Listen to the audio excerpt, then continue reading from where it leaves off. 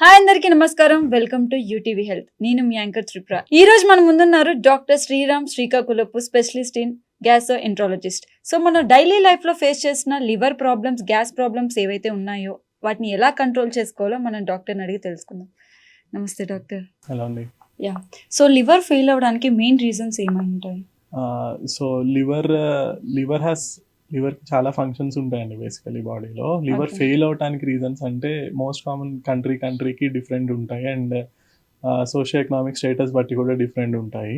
ఇండియాలో మోస్ట్ కామన్గా చూసేసి ఇప్పుడు ఫ్యాటీ లివర్ డిసీజ్, అంటే లివర్లో ఎక్కువ ఫ్యాట్ అక్యూములేట్ అవటం మూలంగా స్లోగా లివర్ డ్యామేజ్ అవుతూ ఉంటుంది. This is called fatty liver disease. ఇది ఫోర్మోస్ట్ రీజన్. ఇప్పుడు ఇండియాలో కానీ, యూఎస్లో కానీ, వెస్ట్రన్ కంట్రీస్లో కానీ ఇది మోస్ట్ కామన్ రీజన్. తర్వాత వచ్చేసి హెపటైటిస్ బి, హెపటైటిస్ సి, ఇవి కాకుండా ఆల్కహాలిక్ హెపటైటిస్, మందు తాగటం మూలంగా లివర్ డ్యామేజ్ అవ్వటం. ఇవి కాకుండా రేర్ కాజెస్ వచ్చేసి ఆటో ఇమ్యూన్ హెపటైటిస్ అంటాం, అది ఆటో ఇమ్యూన్ కండిషన్.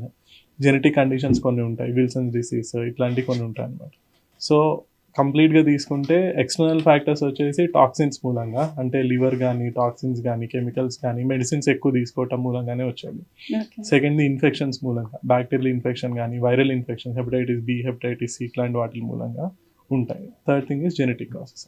సో మీరు ఇందాక అన్నారు కదా ఫ్యాటీ లివర్ అని చెప్పి. సో ఫ్యాటీ లివర్ అంటే ఏంటి, అది ఎలా తెలుస్తుంది మనకి అది ఫ్యాటీ లివర్ అని కాదా? రైట్. సో ఫ్యాటీ లివర్ అంటే ఏంటంటే లివర్లో నార్మల్గా 5% కన్నా తక్కువ ఫ్యాట్ ఉంటుంది. అంటే 100 grams ఆఫ్ లివర్ తీసుకుంటే దాంట్లో 5% కన్నా తక్కువ ఫ్యాట్ ఉంటుంది అనమాట. సో ఎనీ కండిషన్ లివర్లో ఫ్యాట్ అక్యూములేట్ అయ్యే కండిషన్స్, డయాబెటీస్ కానీ, అన్కంట్రోల్ డయాబెటీస్ కానీ, లేకపోతే లావుగా ఉండటం మూలంగా, ఆయిలీ ఫుడ్ ఎక్కువ తినటం మూలంగా, సో ఎక్సర్సైజ్ తక్కువ చేయటం మూలంగా, దీని మూలంగా ఏమవుతుందంటే బాడీలో ఫ్యాట్స్ ఎక్కువ ఉండి, కొలెస్ట్రాల్ కానీ, ట్రైగ్లిజరైడ్స్ కానీ ఎక్కువ ఉండి ఇదంతా వెళ్ళి లివర్లో అక్యూములేట్ అవుతుంది. దాని మూలంగా ఏంటంటే లివర్ సెల్స్ స్వెల్ అవుతాయి. ఫ్యాట్ మూలంగా లివర్ సెల్స్ స్వెల్ అయ్యి గ్రాడ్యువల్గా డ్యామేజ్ అవుతాయి అన్నమాట. సో ఫస్ట్ స్టేజ్ వచ్చేసి జస్ట్ ఫ్యాటీ లివర్ డిసీజ్. ఇప్పుడు ఏమంటున్నామంటే దాన్ని MASLD అంటున్నాం, అంటే మెటబాలిక్ అసోసియేటెడ్ స్టేటోటిక్ లివర్ డిసీజ్. అంటే మెటబాలిజం ఆల్టర్ అవటం మూలంగా లివర్లో ఫ్యాట్ అక్యూములేట్ అవటం మూలంగా వచ్చే డిసీజ్ అనమాట. సో ఫస్ట్ స్టేజ్లో జస్ట్ లివర్లో ఫ్యాట్ అక్యూములేట్ అవుతుంది. సెకండ్ స్టేజ్లో వచ్చేసి ఆ ఫ్యాట్ మూలంగా లివర్ సెల్స్ డ్యామేజ్ అవుతూ ఉంటాయి. థర్డ్ స్టేజ్లో ఏంటంటే ఎండ్ స్టేజ్ లివర్ డిసీజ్, మొత్తం లివర్ అంతా ఇంకా డ్యామేజ్ అయిపోయి ఇరివర్సిబుల్ డ్యామేజ్ అవుతుంది అనమాట. సో ఈ స్పెక్ట్రమ్ అంతా it's called fatty liver disease. So చాలా మంది ఓవర్ వెయిట్ ఉంటుంటారు కదా, సో వాళ్ళకి కూడా ఫ్యాటీ లివర్ వచ్చే ఛాన్సెస్ ఉన్నాయా? యూజువలీ ఫ్యాటీ లివర్ డిసీజ్ వచ్చే వాళ్ళకి ఓవర్ వెయిట్ ఉంటుంది. ఓవర్ వెయిట్ అంటే ఇండియాలో it's defined as BMI. BMI అంటే హైట్, మన body weight by height in metre square చేస్తే దాన్ని BMI అంటాము. BMI ఇండియాలో 24 కన్నా ఎక్కువ ఉంటే ఇట్స్ కాల్డ్ ఓవర్ వెయిట్. ఓకేనా? So 24 to 30 is over weight. 30 కన్నా ఎక్కువ ఉంటే ఒబీస్ అంటాం. అది 40 కన్నా ఎక్కువ ఉంటే morbidly obese. So usually fatty liver disease BMI more than 24 ఉండే వాళ్ళకి వస్తుంది. అలా అని సన్నగా ఉండే వాళ్ళకి ఫ్యాటీ లివర్ డిసీజ్ రాదని కాదు. సన్నగా ఉండి డయాబెటీస్ ఉంటుంది, సన్నగా ఉండి ఆయిల్ ఫుడ్ ఎక్కువ తింటూ ఉంటారు, లేకపోతే సమ్ జెనెటిక్ కండిషన్స్ మూలంగా సన్నగా ఉన్నా సరే వాళ్ళకి ఫ్యాటీ లివర్ డిసీజ్ ఉండే అవకాశం ఉంది. But most of the people, 90 to 95% of the people usually లావుగానే ఉంటారు. ఓకే. సో ఫ్యాటీ లివర్ మనం కంట్రోల్ చేసుకోవాలంటే వెయిట్ లాస్ అయితే చాలా అంటారా వాళ్ళు? Yeah, 3 things important. ఒకటి డైట్ ఈస్ ఇంపార్టెంట్. చెప్పినట్టు ఆయిల్ ఫుడ్ తీసుకోకుండా ఉంటాము, అంటే మనము ఖర్చు చేసే క్యాలరీస్ కన్నా మనం తీసుకునే క్యాలరీస్ తక్కువ ఉండాలి. So that is important. Second thing exercise. Daily exercise ఎంత చేయాలి ఏంటి అనేది we can discuss, but daily exercise చేయాలి. థర్డ్ థింగ్ ఏంటంటే ఫుడ్, ఎక్సర్సైజ్ అండ్ డయాబెటీస్ అట్లాంటివి ఏమైనా ఉంటే కంట్రోల్లో ఉంచుకోవాలన్నమాట. ఈ 3 things మనం మెయింటైన్ చేస్తే ఫ్యాటీ లివర్ డిసీజ్ అనేది రాకుండా ఉంటుంది. వచ్చిన తర్వాత కూడా మనం దాన్ని కంట్రోల్ చేయొచ్చు. ఓకే. సో ఇప్పుడు జిమ్కి వెళ్ళే వాళ్ళు రెగ్యులర్ గా హై ప్రోటీన్ అనేది తీసుకుంటూ ఉంటారు. సో అది లివర్ మీద పడే ఛాన్సెస్ ఏమైనా? అన్ని ఎక్కువ స్టడీస్ లేవండి, బట్ హై ప్రోటీన్ మూలంగా లివర్ అంతా డ్యామేజ్ ఏం అవ్వదు. బట్ ఏదైనా సరే ఎక్సెస్ క్వాంటిటీలో తీసుకుంటే డెఫినెట్లీ ప్రమాదకరమే అన్నమాట. ఓన్లీ ప్రోటీన్ అంటే ఓకే, దాంతో పాటు మళ్ళీ క్యాలరీస్ తీసుకుంటాము, ఎక్స్ట్రా క్యాలరీస్ తీసుకుంటాము, స్మూతీస్ తీసుకుంటే ఇవన్నీ కూడా కొంచెం లివర్కి వెళ్తాయి. ఓకే. సో అలాగే చాలా మంది ఆల్కహాల్ తీసుకోవడం వల్ల లివర్ ఫెయిల్ అవుతుంది అనేసి అంటారు. చాలా చూసాం కూడా మనం. ఎంత పర్సంటేజ్ అనేది ఆల్కహాల్ లెవెల్ చూపిస్తుంటుంది మన లివర్ మీద? యూజువల్లీ ఏంటంటే కొంచెం ఆల్కహాల్ తీసుకున్నా డెఫినెట్లీ లివర్కి వెళ్తుంది అనమాట. సో లివర్ పరంగా తీసుకుంటే no amount of alcohol is safe for the liver. So ఎంత తీసుకుంటే లివర్ పర్మనెంట్ డ్యామేజ్ అవుతుంది అంటే మన డెఫినేషన్స్ బట్టి, వెస్టర్న్ డెఫినేషన్స్ బట్టి ఏంటంటే మోర్ దెన్ మేల్స్లో అయితే డైలీ మోర్ దెన్ 2 drinks కన్నా ఎక్కువ తీసుకున్నా, ఫీమేల్స్లో అయితే మోర్ దెన్ 1 drink కన్నా ఎక్కువ తీసుకున్నా లివర్ ఎంజైమ్స్ ఆల్టర్ అవుతాయి. అంటే లివర్ డ్యామేజ్ అవుతాం మనకి బ్లడ్ టెస్ట్లో కూడా కనిపిస్తుంది అనమాట. So Okay. కొంచెం తీసుకున్నా లివర్ డ్యామేజ్ అవుతుంది. కానీ అది అవుతుందా లేదా బ్లడ్ టెస్ట్లో తెలుసుకోవాలంటే at least 2 drinks in males 1 drink in females. Same weekly చూసుకుంటే అంతే, more than 14 drinks in males and more than 7 drinks in females తీసుకుంటే అప్పుడు కూడా లివర్ అనేది డ్యామేజ్ అవుతుంది. ఓకే. అంటే చాలా మంది చెప్తుంటారు కదా, ఎంత తాగినా సరే క్వాంటిటీ ఆఫ్ అంటే హెవీ క్వాంటిటీ ఫుడ్ తీసుకుంటే మనం లివర్ డ్యామేజ్ ని కంట్రోల్ చేసుకోవచ్చు అని అంటారు. అంటే దాంట్లో ఏంటంటే ఫుడ్ తీసుకుని ఆల్కహాల్ తీసుకున్నారు అనుకోండి, ఆల్కహాల్ అబ్జార్ప్షన్ స్లోగా ఉంటుంది. ఓకే. ఎంటీ స్టమక్ మీద తీసుకున్నప్పుడు ఆల్కహాల్ అబ్జార్ప్షన్ చాలా ఫాస్ట్గా ఉంటుంది. ఓకే. ఓకేనా. సో అది ఏంటంటే మనకి ఆల్కహాల్ ఎఫెక్ట్స్ తెలియటానికి కూడా ఎంటీ స్టమక్ మీద తీసుకుంటే వెంటనే తెలుస్తుంది ఆల్కహాల్ ఎఫెక్ట్. సో ఆ పరంగా ఫుడ్ విల్ హెల్ప్. అంటే ఫుడ్ తీసుకుని ఆల్కహాల్ తీసుకున్న వాళ్ళకి ఏంటంటే కొంచెం లివర్ మీద ఎఫెక్ట్స్ తక్కువ ఉంటాయి. Okay. But anything it depends on the cumulative dose. Food ఎక్కువ తీసుకుని ఆల్కహాల్ ఎక్కువ తీసుకుంటే అప్పుడు కూడా లివర్ డ్యామేజ్ అవుతుంది, కానీ ఆ లివర్ డ్యామేజ్ అనేది స్లోగా ఉంటుంది. ఓకే. ఇందాక మీరు అన్నారు హెపటైటిస్ అని చెప్పేసి, సో అది లివర్ మీద ఎంత ప్రభావం చూపిస్తుంది? ఎస్, హెపటైటిస్ అంటే లివర్కి వచ్చే స్పెసిఫిక్ వైరల్ ఇన్ఫెక్షన్ ని హెపటైటిస్ గ్రూప్ ఆఫ్ వైరసెస్ అంటాము. ఓకే. ఒక 5 టైప్స్ ఆఫ్ వైరస్ ఉన్నాయన్నమాట. Hepatitis A, B, C, D, E ఉన్నాయన్నమాట. సో దీనిలో ఏంటంటే hepatitis A and hepatitis E acute viral infections. అంటే మనకి నార్మల్ ఒక వైరల్ ఫీవర్ వచ్చినట్టు వైరల్ ఫీవర్ లాగా వస్తుంది, ఒక 2 వీక్స్ 3 వీక్స్లో తగ్గిపోతుంది అనమాట. ఆ 1-2 వీక్స్లో లివర్ డ్యామేజ్ అవుతుంది, తర్వాత మెడిసిన్స్తో దాంతో తగ్గిపోతుంది. So called acute viral hepatitis. Chronic viral hepatitis ఏంటంటే ఒకసారి వచ్చిందంటే లైఫ్ లాంగ్ ఉంటాయి. ఓకేనా. అవి దా కేటగిరీలో వచ్చేది hepatitis B and hepatitis C. Chronic viral ఇన్ఫెక్షన్స్లో ఏంటంటే లివర్ లాంగ్ టర్మ్ లో డ్యామేజ్ అవుతూ ఉంటుంది. సెకండ్ థింగ్ ఏంటంటే end stage liver disease, complete గా లివర్ డ్యామేజ్ అయిపోయే అవకాశం ఉంటుంది. అండ్ హెపటైటిస్ బిలో సిలో లివర్ క్యాన్సర్ కూడా డెవలప్ అయ్యే అవకాశం ఉంటుంది. So B and C are more dangerous than A and E. Sriram గారు, లివర్ సిరోసిస్ అని కూడా వింటూ ఉంటాం, దాని లక్షణాలు ఎలా తెలుస్తాయి మనకి? ఇందాక నేను చెప్పాను కదా ఎండ్ స్టేజ్ లివర్ డిసీజ్ అని. ఎండ్ స్టేజ్ లివర్ డిసీజ్ అంటే medical term is liver cirrhosis అన్నమాట. సిరోసిస్ ఆఫ్ లివర్ అంటే లివర్ అంతా ఫైబ్రోస్ అయిపోయి లివర్ గట్టిగా పీచు పట్టి అయిపోతుంది, దాన్ని మనం లివర్ సిరోసిస్ అంటాం. దాని ఎట్లా తెలుస్తాయంటే సైన్స్ అండ్ సిమ్టమ్స్ అంటే ఏంటంటే మనకి డైరెక్ట్ కనిపించేవి. కళ్ళు ఎల్లో కలర్లో అవ్వటము, జాండీస్ రావటము, స్కిన్ ఎల్లో కలర్లో అవ్వటము, తర్వాత బాడీలో ప్రోటీన్ తగ్గిపోతుంది, దాని మూలంగా కాళ్ళలో వాపులు వస్తాయి, పొట్టలో నీరు వచ్చి ఉబ్బినట్టు ఉంటుంది. ఇవి కాకుండా బాడీ వెయిట్ తగ్గిపోతారు, మజిల్ మాస్ తగ్గిపోతుంది, సన్నగా అయిపోతారు. ఎట్లా ఉంటారంటే లెమన్ ఆన్ స్టిక్ అపీరెన్స్ అంటారు అన్నమాట. సో కాళ్ళు చేతులు అన్ని సన్నగా ఉంటాయి, పొట్ట మొత్తం పెద్దగా వాటర్ నిండిపోయి ఉంటుంది అన్నమాట. These are features of cirrhosis. కొంతమందికి చేతులు రెడ్ గా ఉంటాయి లివర్ సిరోసిస్ ఉన్న వాళ్ళకి, కొంతమందికి గైనకోమాస్ట్రియా ఉంటుంది, మేల్స్ లో అయితే గైనకోమాస్ట్రియా ఉంటుంది. అంటే వాళ్ళ హార్మోనల్ ఇంబ్యాలెన్స్ కూడా ఉంటుంది, బికాస్ లివర్ మెటబలైజెస్ హార్మోన్స్, వాళ్ళ హార్మోనల్ ఇంబ్యాలెన్స్ కూడా ఉంటుంది. These are all symptoms of liver disease.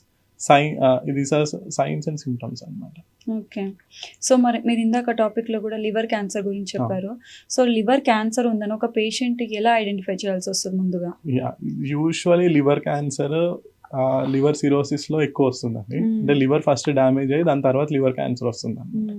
So already pre existing diseases, fatty liver disease కానీ, హెపటైటిస్ బి కానీ, హెపటైటిస్ సి కానీ, లేకపోతే అదర్ టాక్సిన్స్ మూలంగా లివర్ డ్యామేజ్ అయితే ఆ డ్యామేజ్డ్ లివర్ లో క్యాన్సర్ వచ్చే రిస్క్ ఎక్కువ ఉంటుంది.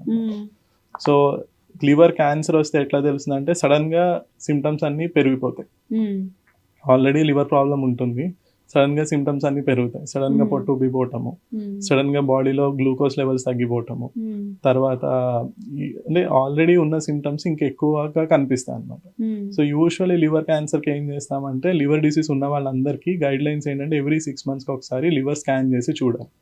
ఎందుకంటే లివర్ డ్యామేజ్ అయిన లివర్ లోనే క్యాన్సర్ వస్తుంది కాబట్టి ఎనీ సిరోసిస్ పేషెంట్ కి ఎవ్రీ 6 months ఒకసారి ఒక బ్లడ్ టెస్ట్ ఉంటుంది క్యాన్సర్ కి సంబంధించింది. దాని తర్వాత అల్ట్రాసౌండ్ స్కాన్ చేసి మనం లివర్ ఎట్లా ఉంది, దాంట్లో ఏమైనా క్యాన్సర్ డెవలప్ అవుతుందా ఏంటని చూస్తా ఉన్నాం. క్యాన్సర్ చిన్న స్టేజ్ లోనే మనం దానికి అనుకుంటే, అంటే సైజ్ తక్కువ ఉన్నప్పుడే కనుక్కుంటే లివర్ క్యాన్సర్ కి మంచి ట్రీట్మెంట్ ఆప్షన్స్ ఉన్నాయి. సర్జరీ చేయొచ్చు, క్యాన్సర్ తీసేయచ్చు, ఇవన్నీ చేయొచ్చు. చాలా మంది ఏంటంటే ఈ స్కానింగ్ అని ఫాలోఅప్ అనేది ఉండదు. సో వాళ్ళకి ఏంటంటే లివర్ క్యాన్సర్ చాలా పెద్దగా అయిపోయిన తర్వాత 9 సెంటీమీటర్స్ 10 సెంటీమీటర్స్ అయిపోయిన తర్వాత, లేకపోతే అది బాడీ అంతా స్ప్రెడ్ అయిన తర్వాత తెలుస్తుంది. ఆ టైంలో ఏంటంటే బెస్ట్ సపోర్టివ్ కేర్ కానీ కీమోథెరపీ కానీ అట్లా ఇస్తామన్నమాట. ఓకే. సో లివర్ ఇష్యూస్ ఉన్న వాళ్ళకి నార్మల్గా ఎలాంటి ఫుడ్ డైట్ తీసుకోవాలో తెలియక ఇష్ట ప్రకారంగా తింటూ ఉంటారు. ఇన్ జనరల్గా వాళ్ళు ఎలాంటి డైట్ తీసుకోవాల్సి వస్తుంది? లివర్ డిసీజ్ ఉన్న వాళ్ళు ఏంటంటే మెటబాలిజం బాగా ఎఫెక్ట్ అవుతుంది. సో లివర్ ఎందుకు యూస్ అవుతుంది మన బాడీలో, మనం ఫుడ్ తినిన తర్వాత బ్లడ్ గ్లూకోజ్ పెరుగుతుంది, తర్వాత తగ్గుతుంది. మన ఫాస్టింగ్ స్టేట్ లో మనకి ఎనర్జీ సప్లై చేసేది లివర్. సో లివర్ డ్యామేజ్ ఉన్నప్పుడు ఫాస్టింగ్ స్టేజ్ లో మనకి గ్లూకోజ్ ఉండదు, ఎనర్జీ కూడా ఉండదు. అందుకని పేషెంట్ నీరసంగా అట్లా ఉంటారు అనమాట. సో ఫస్ట్ థింగ్ ఏంటంటే ఫ్రీక్వెంట్ గా తింటాము, అంటే ఎక్కువ టైం ఇవ్వకుండా 8 hours 9 hours గ్యాప్ ఇవ్వకుండా ఫ్రీక్వెంట్ గా తింటాము. తర్వాత పడుకునే ముందు జస్ట్ తిని పడుకుంటాము. సో నైట్ అంతా ఫాస్టింగ్ స్టేట్ లో ఉన్నా సరే సో బాడీకి ఎనర్జీ వెళ్తుంది. సో ఎక్కువ ఫ్రీక్వెంట్ గా తింటాము. సెకండ్ థింగ్ ప్రోటీన్ ఫుడ్ ఎక్కువ తింటాము.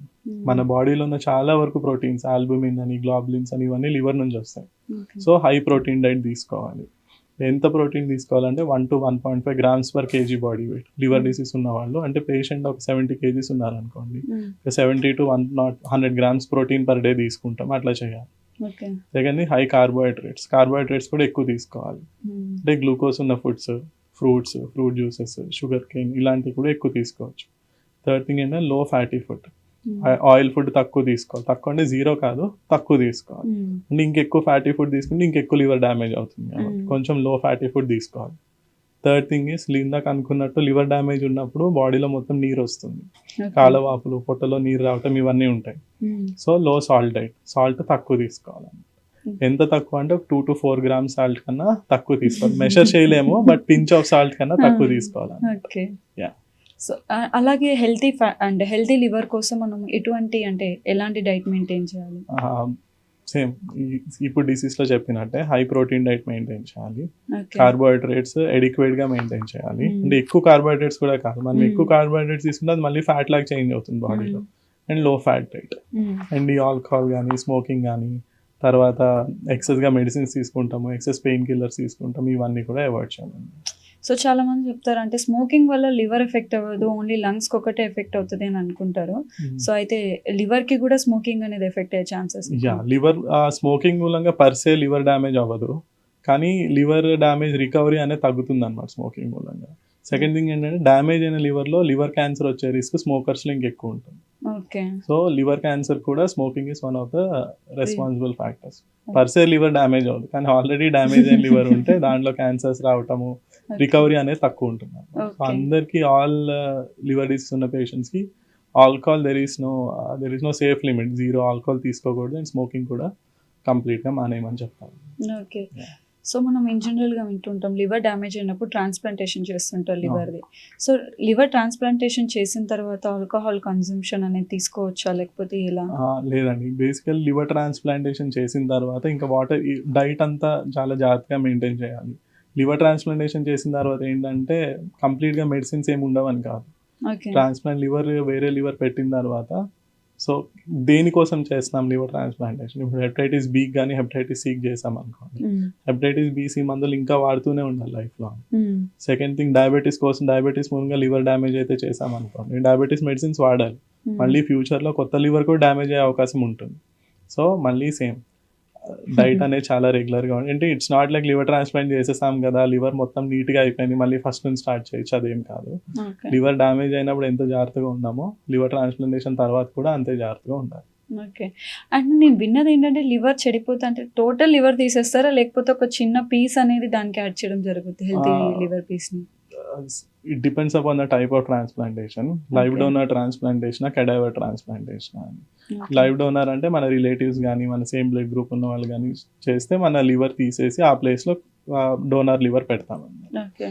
కెడావర్ ట్రాన్స్ప్లాంటేషన్ అంటే బ్రెయిన్ డెత్ అయిన పేషెంట్స్ దగ్గర నుంచి లివర్ తీసుకుని పెడతామన్నమాట. చిన్నపిల్లల్లో ఏం చేస్తారు, అంత పెద్ద లివర్ అవసరం లేదు, సో కొంచెం పార్ట్ ఆఫ్ లివర్ తీసుకుని ట్రాన్స్ప్లాంట్ చేస్తారు. సో ఎంత పర్సెంట్ లివర్ అంటే మన ఉన్న లివర్ లో ఒక 35 to 40% లివర్ ని మాత్రమే ట్రాన్స్ప్లాంట్ చేస్తారు. మిగతాదంతా ఒక 6 months 1 year లో ఆ లివర్ పెట్టిన లివర్ మళ్ళీ స్లోగా గ్రో అవుతుంది. Okay doctor, thank you so much. So చాలా అంటే చాలా మంది ఇవన్నీ తెలియక వాళ్ళ ఓన్ మెడికేషన్ తీసుకోవడం జరుగుతుంది, సో ఓన్ డైట్ తీసుకోవడం జరుగుతుంది. So thank you so much sir, me busy షెడ్యూల్లో వచ్చి మాతో షేర్ చేసుకున్నాను. Thank you.